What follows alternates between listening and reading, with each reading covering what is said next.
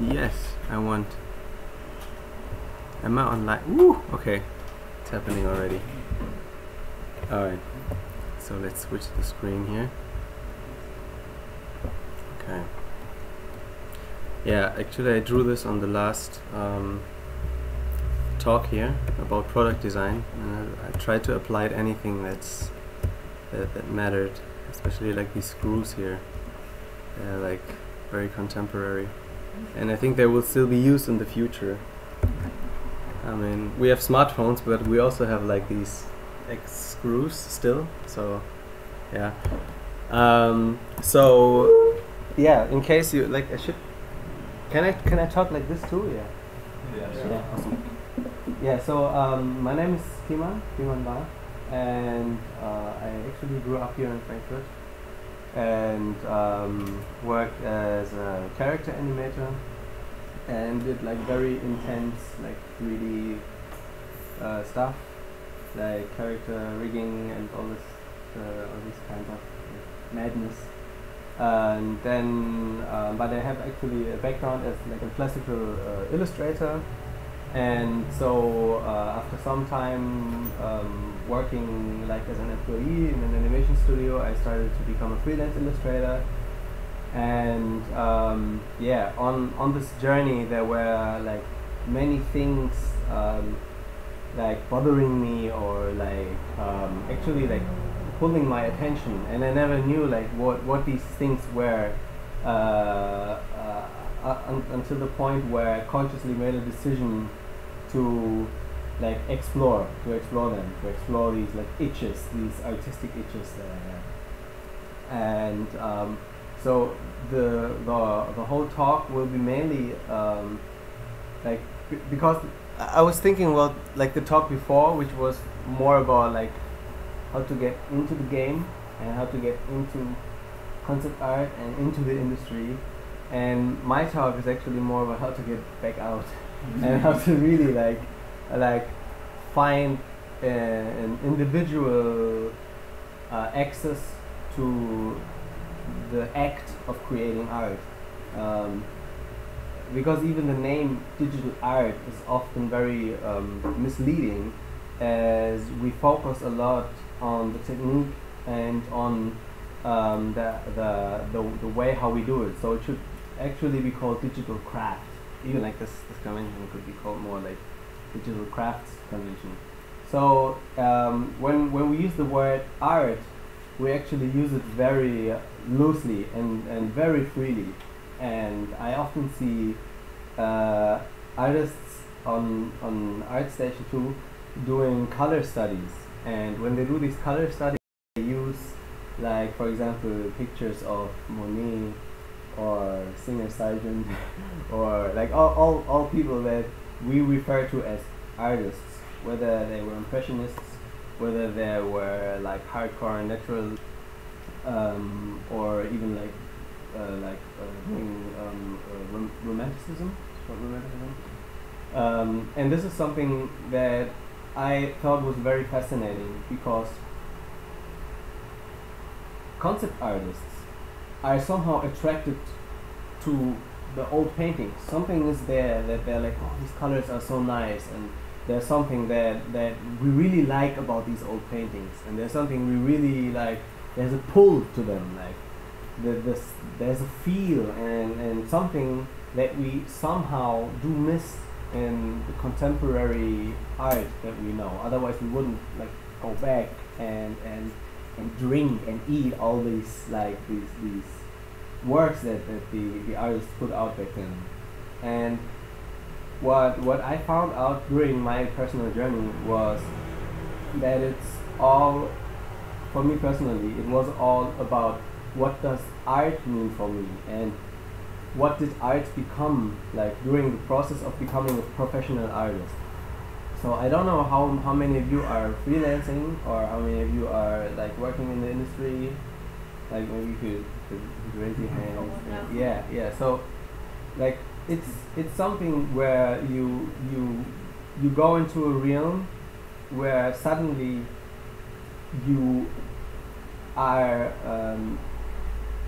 heavily putting your focus on an output, or you're heavily putting your focus on a final result. So this seems like a minor thing, but what you basically do with this is your whole life, basically, not only your practice, your whole life revolves around something that is not in the present moment but in the future, and that is a massive it massively sets the path in a certain direction. It already you're biased in a very big way without really bringing conscious awareness to the fact that you're working for something that has to have a certain thing, a style or a look or whatever in the future. While when we look at the artists that we do some studies from, and we're like, oh, I like this color theme and what how did he get there? And we look at their work and their progress, and I already mentioned the term, then we see that they are very often, very often, much more focused on the actual act of painting. So for them there's nothing like a limited amount of paintings you can have, and you can already see what language is doing with this. The moment you are expecting to have a certain output, you're already kind of limiting yourself. You're already saying, okay, wait a second, I want to draw 10 pictures. If you want to draw 10 pictures, how do you know that if the process actually is fun for you, that in the end up, let's say the time is, we talk about the process, we also talk about things the very basic psychology and drive and motivation and all the things that we often sum up in the term inspiration. We all kind of blame it on the inspiration. However, I think inspiration is also something that is very goal oriented. So when the actual act of painting is fun for you, and you get these blockages out of very you're in your head and you want to get somewhere, why would you need inspiration? Why would you need something where you inspiration is almost like this, it's like monotheism, it's like this god, and you bow down to this god, and it's something you're making an external force. And when you focus on the process, you make all these things more internal. So you take it back inside and say, okay, what is actually fun during the process? Are there certain random things that can happen during the process? Am I embracing this randomness? And that's where I thought I was wondering why I was being pulled back to analog painting and aquarelle, for example. It was because there was more randomness than in digital painting. And so I tried to kind of emulate that on the canvas. And let's see where we are. I use this little oily kind of wet brush, mixer brush it's called in Photoshop, and it's giving off these nice you can see it here, patterns. Basically it's patterns, it's repetitive color sequences. And when we go even closer, there's a very interesting thing happening, which is that. And what I love about that is that these patterns are something we know, we have this kind of inbuilt, and we have a certain feeling for, it's an aesthetic, although it's coming from a computer. And the name procedural sewing actually came from someone who was watching the live stream, and mentioned that word, and it fits so much because I saw certain patterns in the fabric that they used to do, that they're still doing in Guatemala. I don't know if you know that. That's very like colorful, and the sequences are almost like exactly the same. It's shocking how the connection is there. Guatemalan fabric. So let's have a little look. There we go. So I just leave it like this. So we can already see, like, I mean, even here, this thing's crazy. We can absolutely see, like, right away that our eye, like, we have a very ancient and a very like inbuilt need, almost, I would say, for a certain noise or for structure.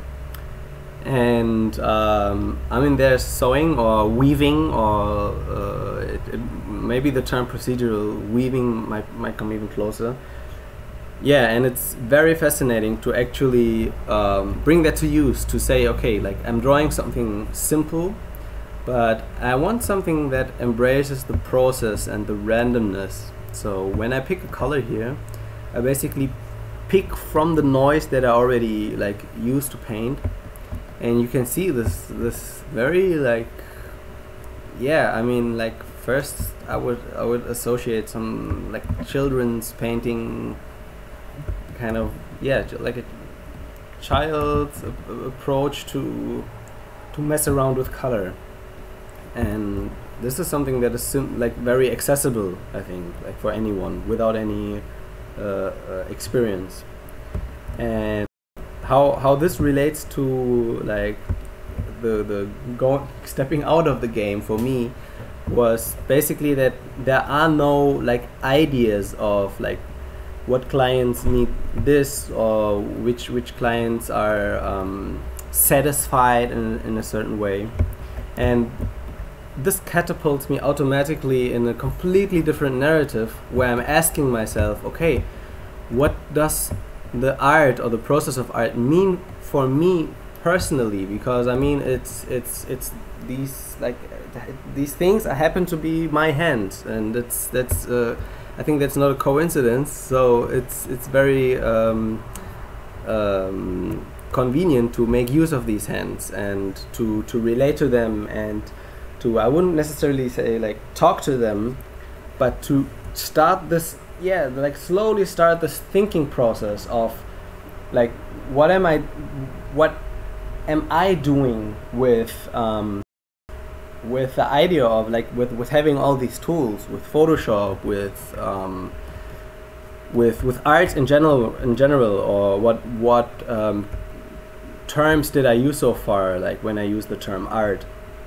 And the shocking thing for me is when I started going into like developing and messing around with a little bit of this, like, yeah, basically artificial intelligence. It's funky how you see that what we are doing as concept artists very often is very strongly like a copy of a copy of a copy of a copy of a copy.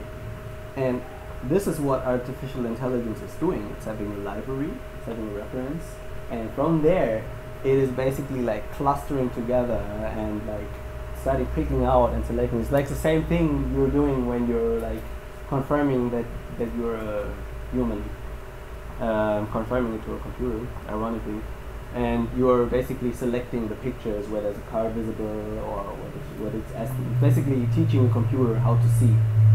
So taking this to the extreme, a computer will effortlessly create concept art. It will effortlessly, like, you will give it a certain shape. You know, I don't know if you have ever seen this tool where you can like draw a shoe, and Google like fills the shape out with a shoe, or you draw a bag or a cat basically, and it's using these reference pictures, and that's and it's like you get these super weird faces. And this is like very, very interesting, because if you take this just a little bit further, it basically throws you into this, like, okay, what am I going to do with my time actually? It's the same idea of like having all these convenient tools outside, or like when people talk about currency and blockchain or whatever, and and people start talking about, okay, what is if there's actually no work anymore, or if people actually get abundant, so there's nothing much to do in terms of like the labor we know now.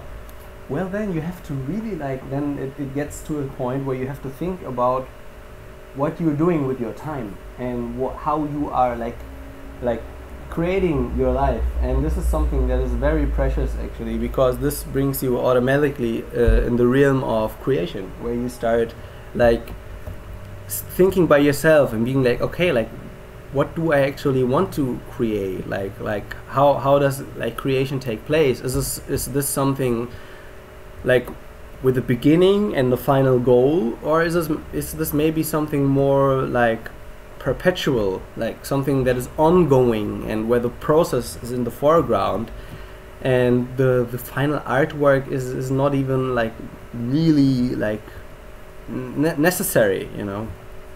And I think especially when we look at older paintings, it's important to embrace that many portraits and many of the like highly rendered pieces were commissioned paintings.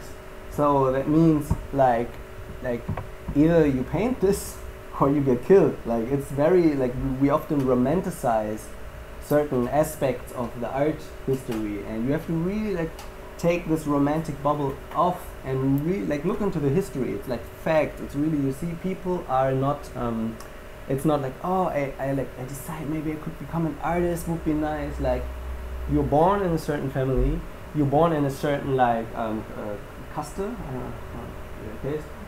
and you draw and you do this and you do it to the perfection, like to the most extreme. So that means you take it to the next level. So I embrace that there's the professional life. I embrace that we are sometimes like pushed to our extreme and that we have to learn our technique no matter what. But I do also embrace and it's also what happened back then, when you slowly start to get your technique together, you think about like what am I going to do with this? Like what if there are no more clients? What if the king just got killed? And you know, you're like, okay, like I don't have any work anymore. Like what am I going to do now? And then you really start communicating and start speaking a language. And this is something that really helped for me personally, to take also the romantic idea of art away. And yeah, like I'm not sure how this relates to this painting here, but like I guess it's it's good because again I really want to bring focus to the process and embrace the randomness a little bit more. And this is still supposed to be a live painting, so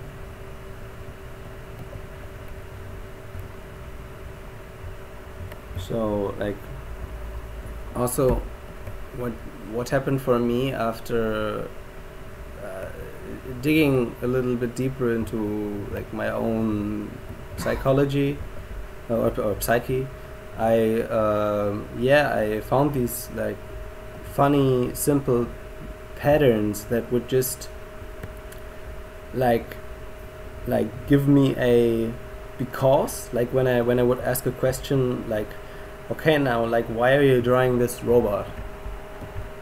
And then the because was so naive and so simple, and I just accepted it. It was like, yeah, because just as I forgot the name now, like in the last talk, he mentioned that we see certain things on ArtStation or there, and the because is often like, yeah, because I saw it on this and that website and it looked cool and I liked it. And this is often the because that our own mind gives us, and we often just accept it. And it's funny what happens when you explore, like, going beyond that and seeing how, like, what conflicts basically arise when you start basically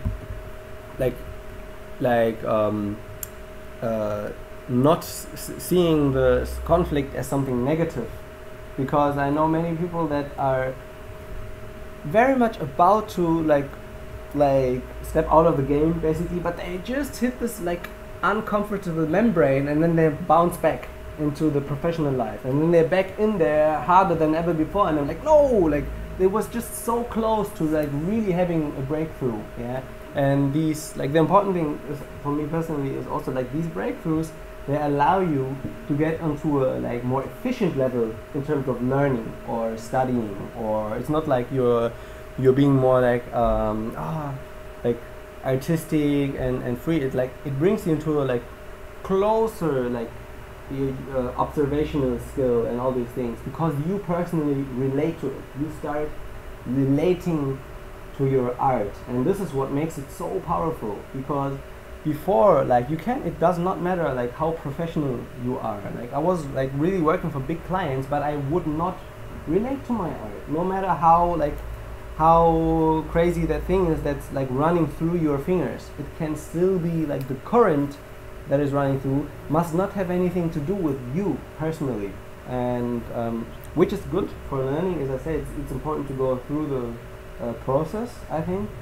However, like the moment you identify with the process, or you identify with something that is not actually you, your art gets thinner and thinner and washed out year after year. While your technique might get better, you never developed a relation to your art, and thus you are not able to develop your own language, basically. And yeah, that's actually another very big term, like when we talk about language, because we see that on ArtStation there's a certain language being spoken, and I think going like to museums or things, it's nice to expand your horizon, but even there you find also like its own language being spoken. And when you go to like a kindergarten and look at the paintings there's also like its own language is being spoken. So like again, what you're being like you're left with, okay, so like what language am I speaking? Like where is my personal like room for expression? And this can be quite tough in the beginning, but because what you're looking for basically is that initial like childlike kick that you got from painting, and this is something that is really rare to find. And because it's rare to find, not because it's not there, but because it has nothing to do with any exoteric observation you can do. It's not like you can say, yeah, he's having this fun, he's not having this fun. There can be like people like drawing chalk on the ground, and they have that spirit, they have this thing that was initially there. They're in the progress, they're like enjoying like the sound and the feeling that it has when it crackles. And this is something that you cannot like observe exoterically. So that's why it's an esoteric and internal perception. And yeah, this is something that was very valuable for me to embrace on that journey.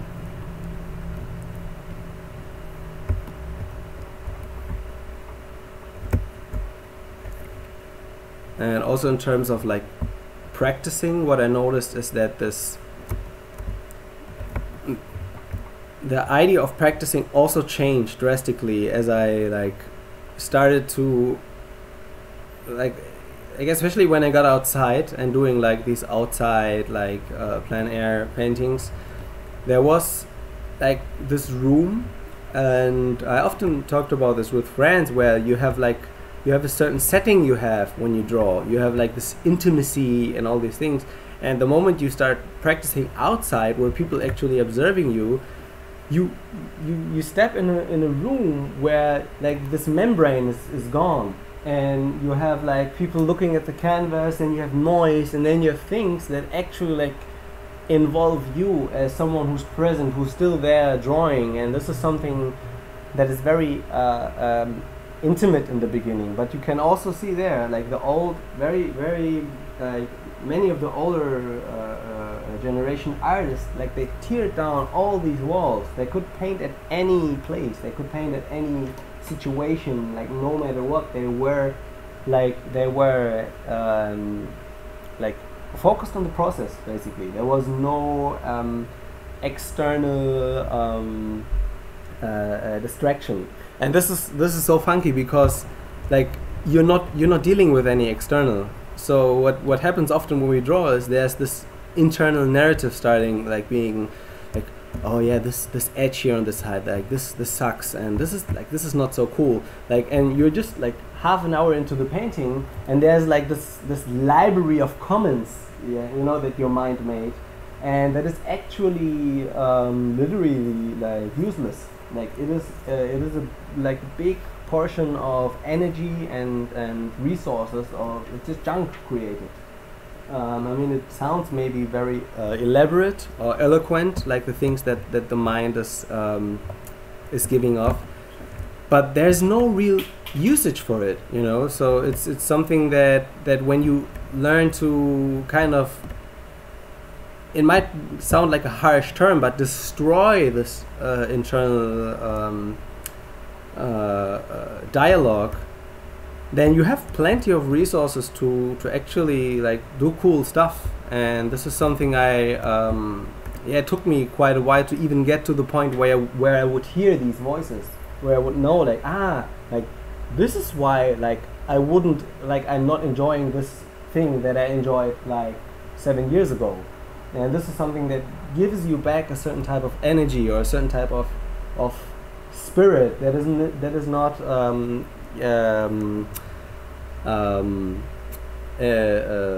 necessity or something which you want for clients or whatever, which is really something that relates to you like very personally.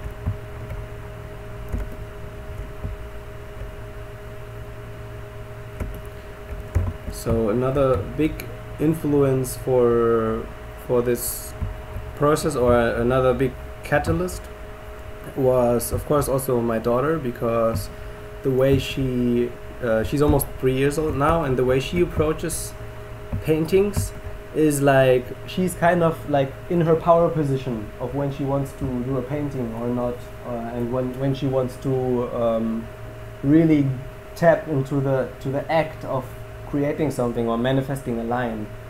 While I see many like artists or professional artists that developed professional schizophrenia, basically, and this is something that is really common. I see this very often, and it often results in a certain type of depression, or in a certain type of like depression in terms of like depression always describes a conflict. Like it's very common, and it's like a conflict that is like using a certain amount of resources, and resources you cannot use for everyday things, like where you don't have like this stamina or this drive for certain things. And this is something very like it happens through like what I said before, like when the king wants its pictures. Back then it was portraits, now it's spaceships and guns. It's like people are doing that for money, they're not doing it for their own like it's not even pleasure. It's like they're not going in a contemplative realm where they're like, wow, I really like want to see like what is this stuff, like how does this work, and like why am I even like this is something like there were wealthy people that had these wonderful opportunities to explore that realm, but it's very rare. And like I saw like when the way how my daughter approaches this is basically how every child, and my daughter is not special in this, but children, they're in their power position, they're in their own house, they decide still, and slowly like this decision is like intelligently like moved away or rendered into an unimportant part of your psyche. Let's just get this away and function and work in this and that way. And this is why I say like using the word art just like this is something, it's very interesting to me, because often it happens very unconscious. And when we say yeah it's art and go back a few decades, people like would be like art? Are we talking about the same thing here? I think you're talking about craft, like, because art is something maybe even alchemical, maybe even something that progresses you in your life, or that allows you to make deeper, give you deeper insights into very basic natural phenomena. And yeah, it's a children are really big teachers in this, and teachers of course in terms of observing them and seeing how they approach things.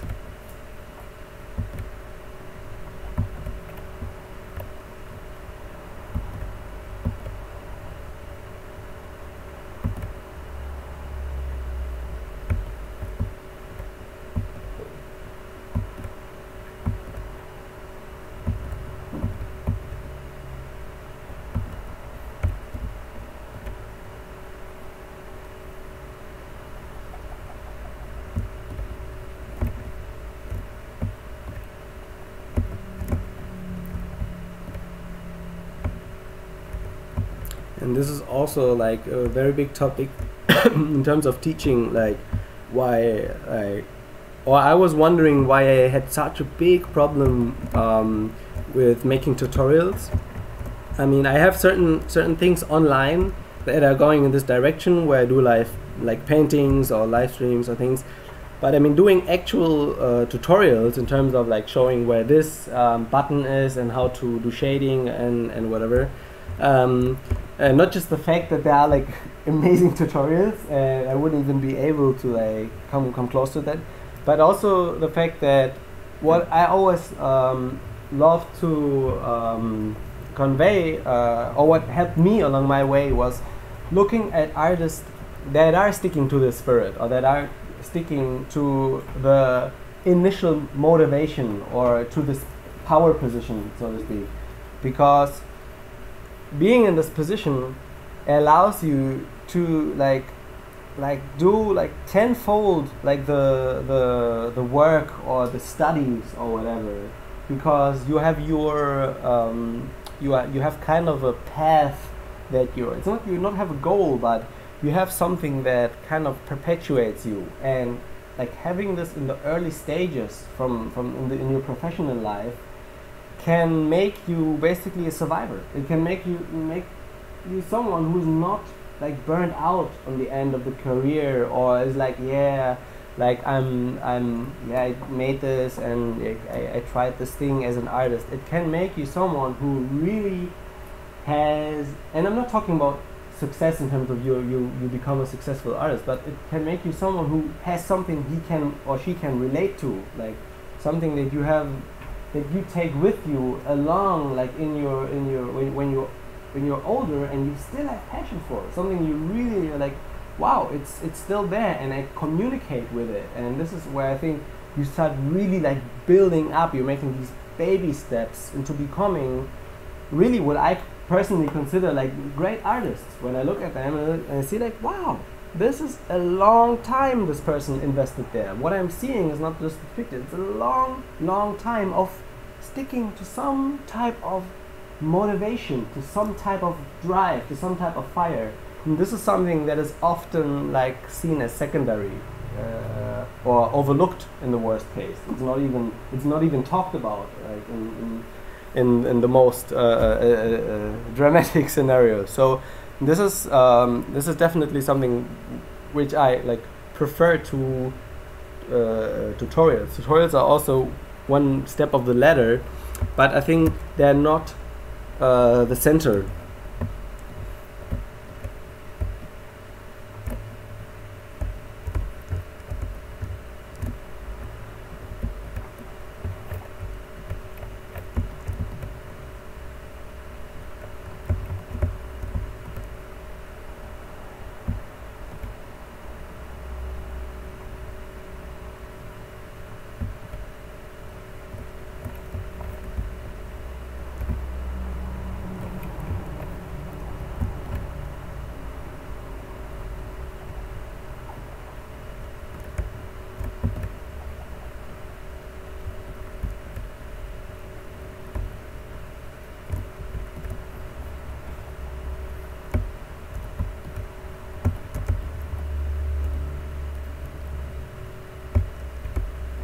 Okay. 2 more minutes. Let me just give this a little over here. And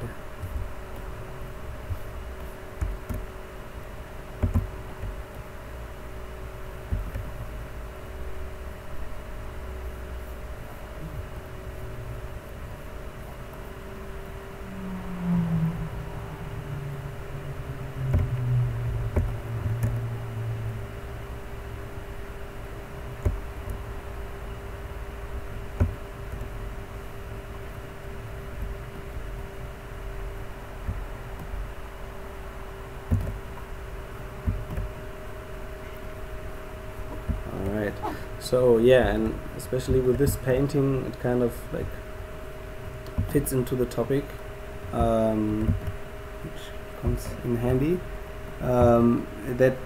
There's like yeah, again, there's no real like focus on inspiration or getting something externally, but more like the process itself is the inspiration. Like the process itself is something that is infinitely like feeding me without any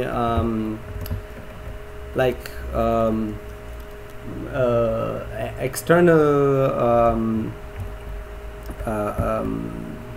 motivational necessity. That does not exclude studies, and in no case you need to have an internal library or something, especially when you go into a more naturalistic direction.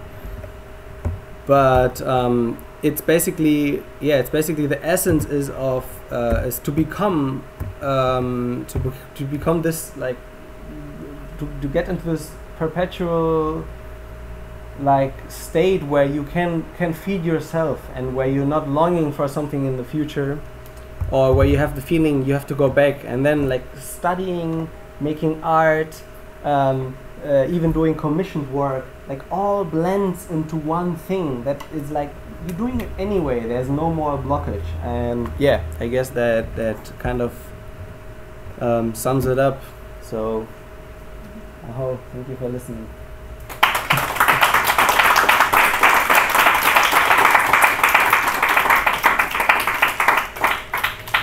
Are there any questions?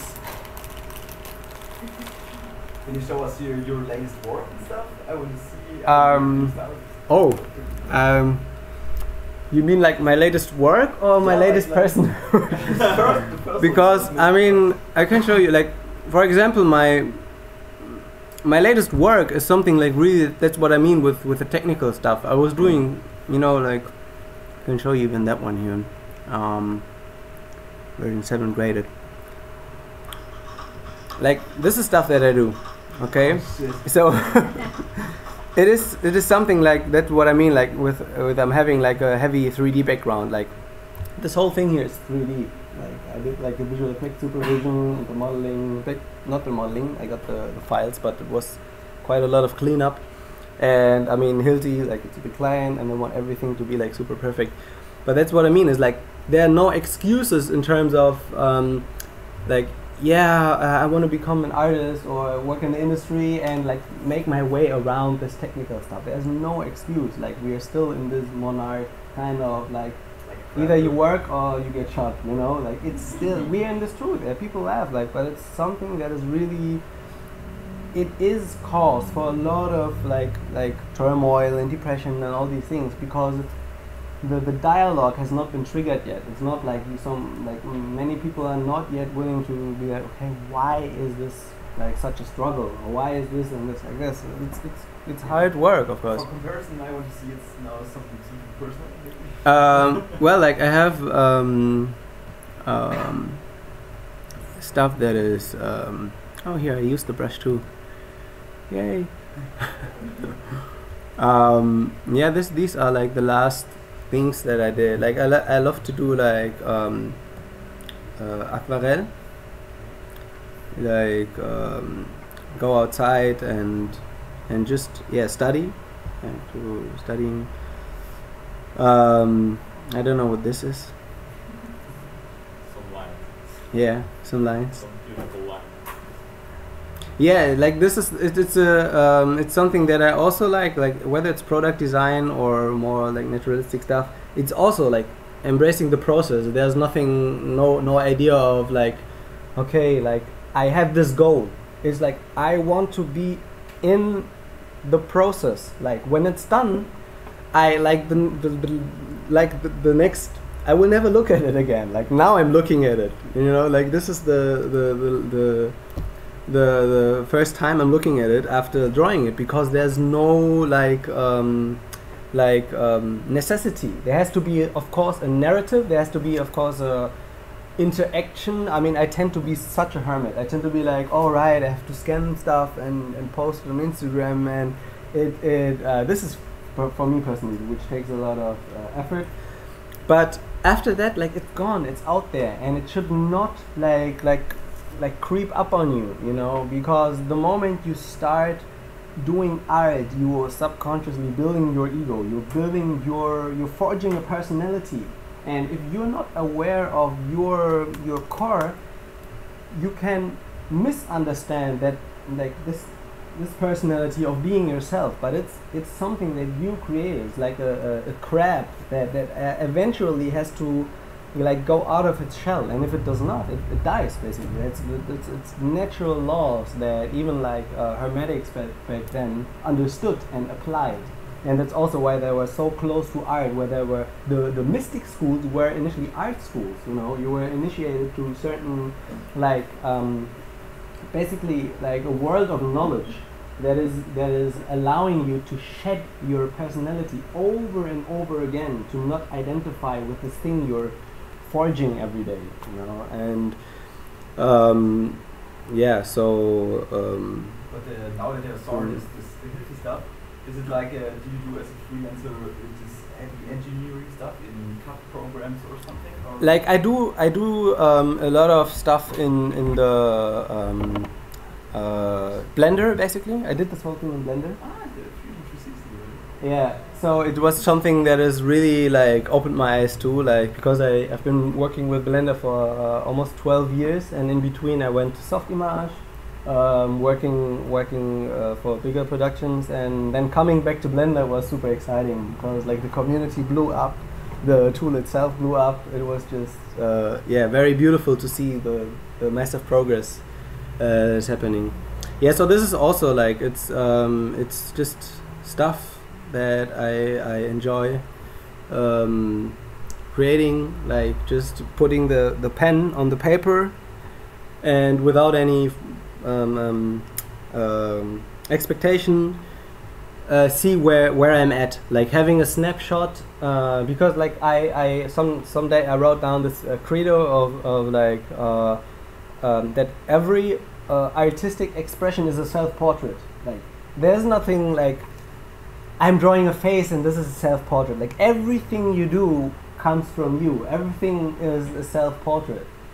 And then it's crazy when you look at this, when you genuinely look at this from this angle, and you look at your own like commissioned work, you're like, oh my god, is this really like me? Like what part of me is that? And you start this you start really like looking at what you are spending your time with and taking it seriously. So you enter in your own life and look at what you do. Like it sounds very simple, but it's helped me personally to overcome certain internal conflicts that were unnecessarily using my daily energy that I want to use for beautiful things. I mean, it's it looks like a passport.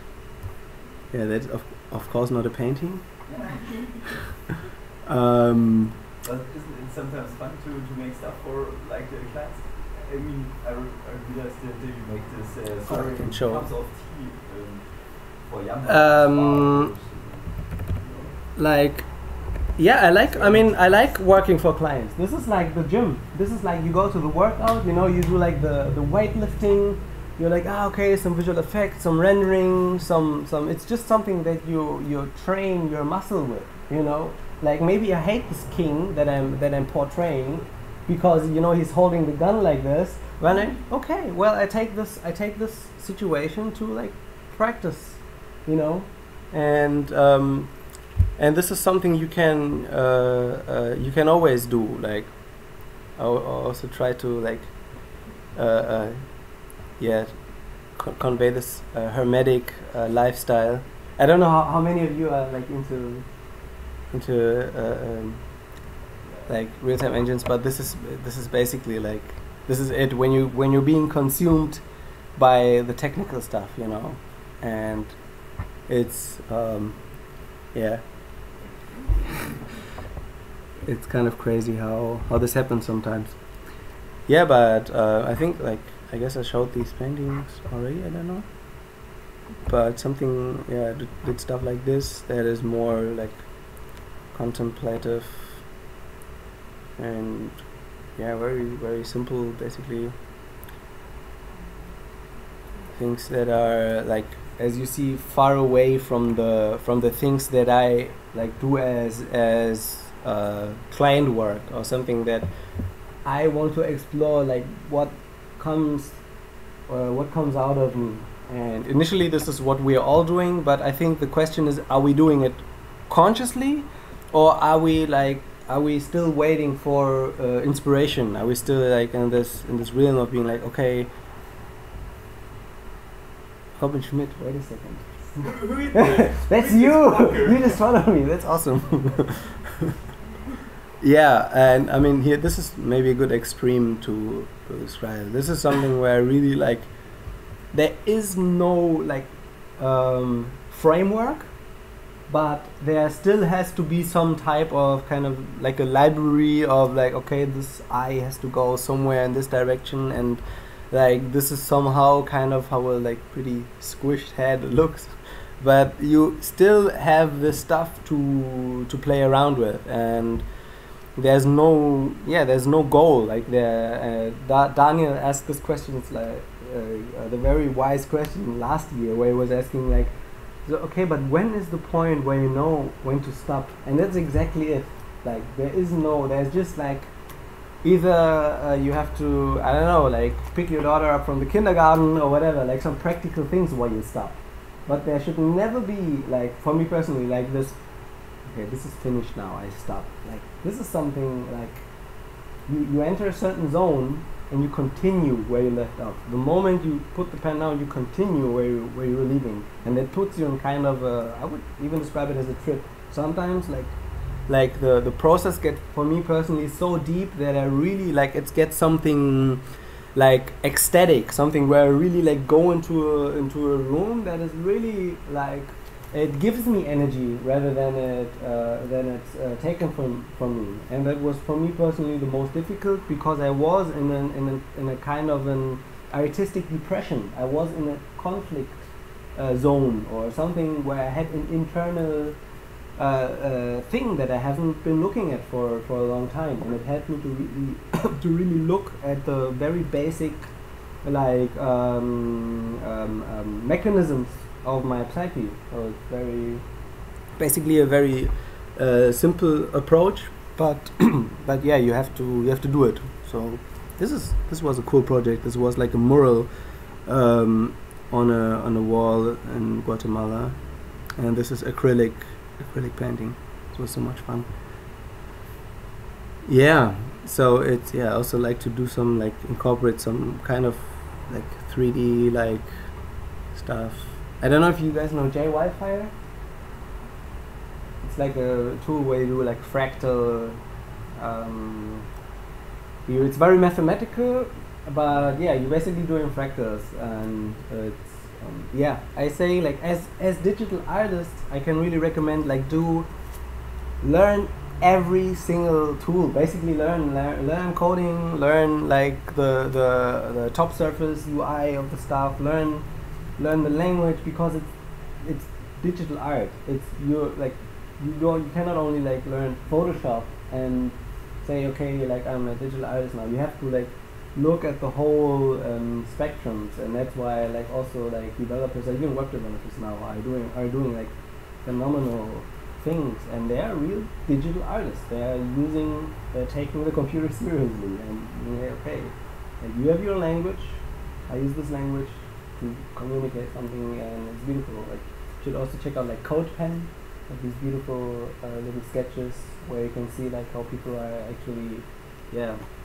juggling with numbers, and you see like shapes, of course, but yeah, like broaden the horizon and starting this internal dialogue is really helpful.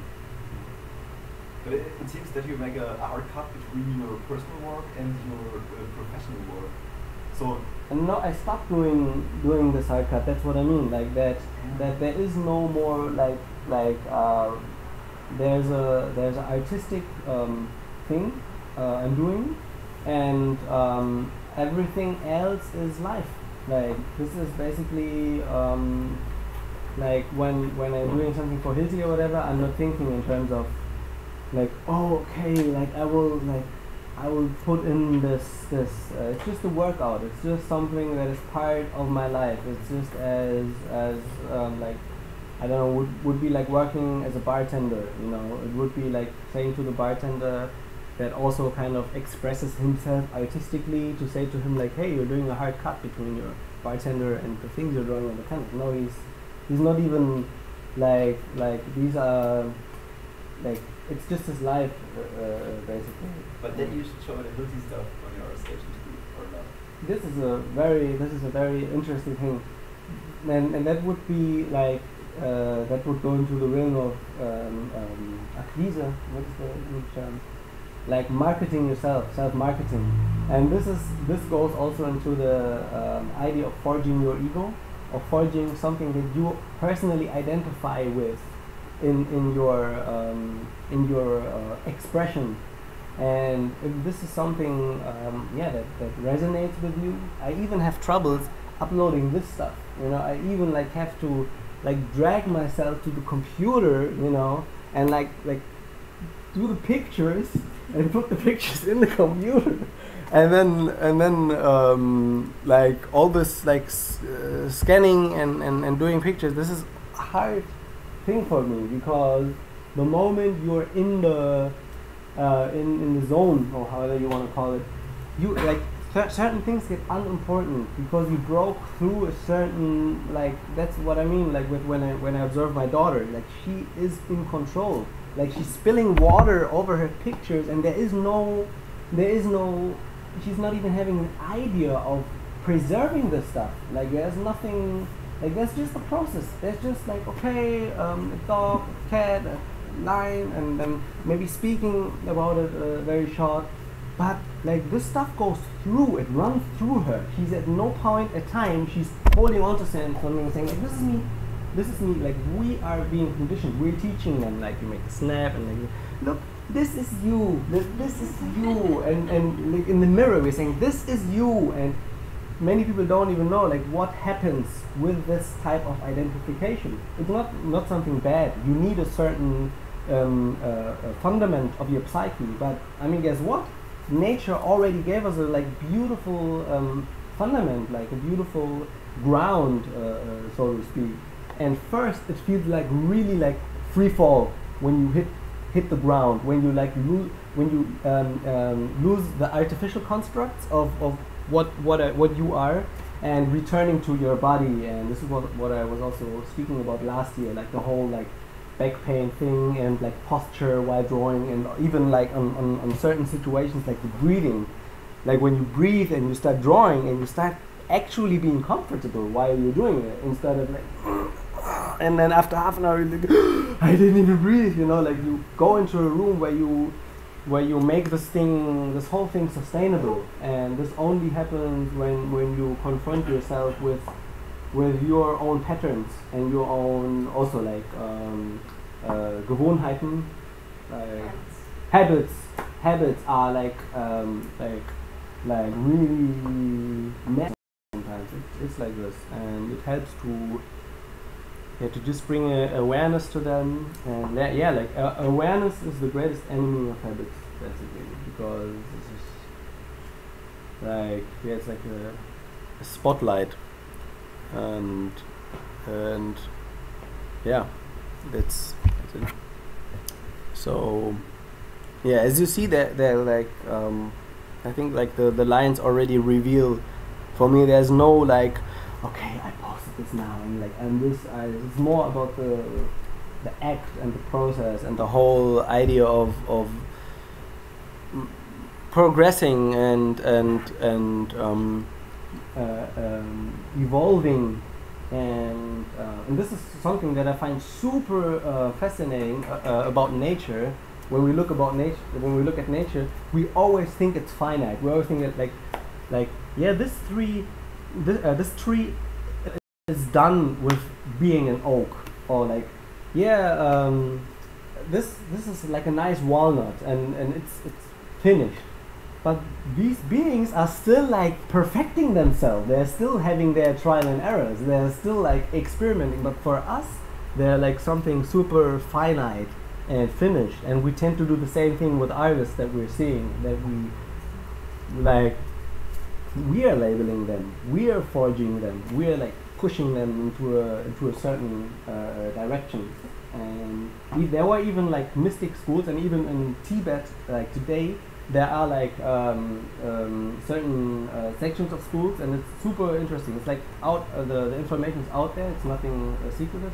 But I'm not supposed to write books for a certain amount of time, because this is exactly what it's doing. That you're forging your ego, like because you get like access in certain states to a very like profound knowledge. Basically, you're accessing knowledge on a very experiential level of your body and of how your organism works.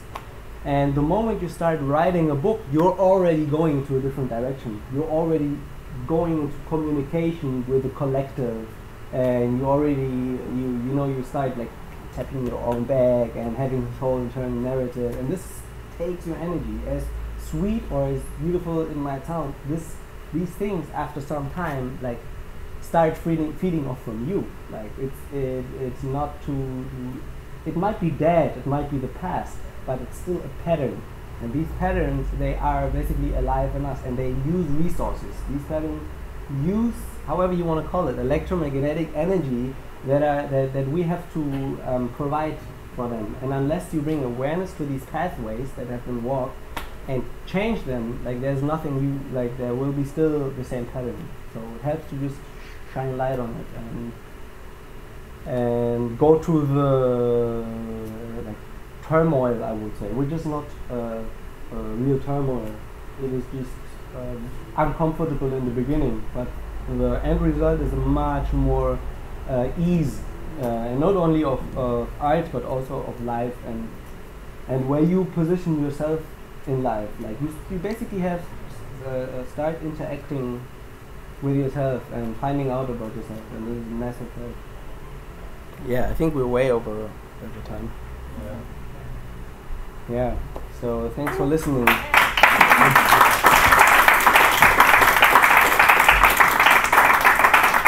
Okay, now I should stop the stream now.